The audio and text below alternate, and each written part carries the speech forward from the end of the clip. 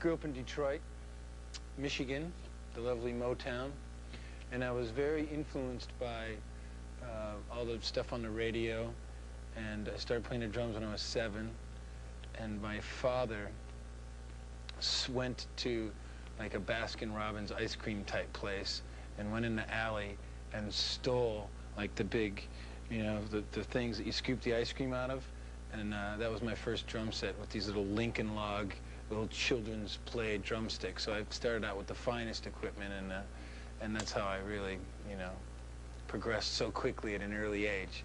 But from then, I basically played in like school bands and stuff, and never really took any formal lessons.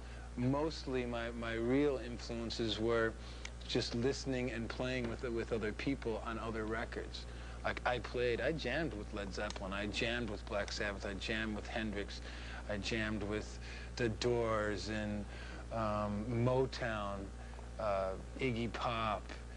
There's like Sly and the Family Stone, James Brown, all these people. I'd put the headphones on and I'd play along to them. And the really important thing that I tried to do is, because there's so many different styles there, is I really tried to get into the feel of what these drummers were, how they were, you know, injecting their personality into their bands. Like when Bonham, you know, was like a big influence. And my brother, I listened to all his records because I didn't have any, so he's to blame, but I had some pretty cool influences. But with Bonham, it was just, he was so funky. Like, most people don't think of John Bonham as like a funky drummer, but he was like really funky and thrifty with his parts, and just, you know, with the heavy foot.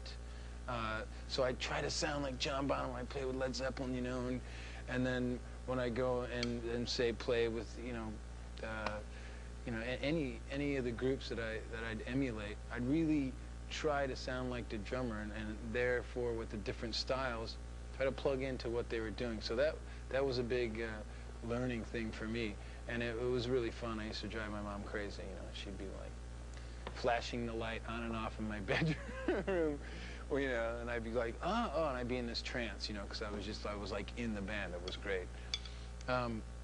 So another really big influence was Mitch Mitchell's drumming with Jimi Hendrix, and I got turned on to that at a pretty young age. And so basically one of the tunes on Blood Sugar, called Breaking the Girl, has this sort of 3 feel, and I was playing a part that really wasn't gelling that good. It was okay, but it, you know, wasn't really happening. And I think Flea made the suggestion of you know, think manic depression, you know, think, you know, throwing like a tom roll thing. So I went, and ended up becoming a real integral part of the song. So I'm going to play that now and give you a little idea of how it sounded before and then after I added the fills, and check it out.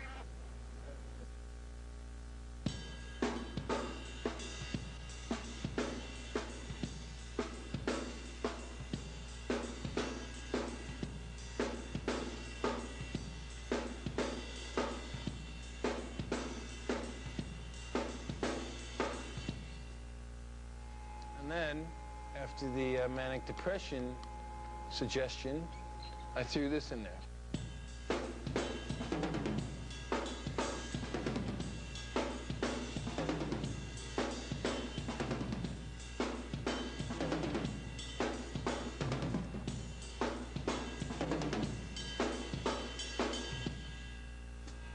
Now, I'm going to play along with the track, and you see how it works. Okay? Check it out.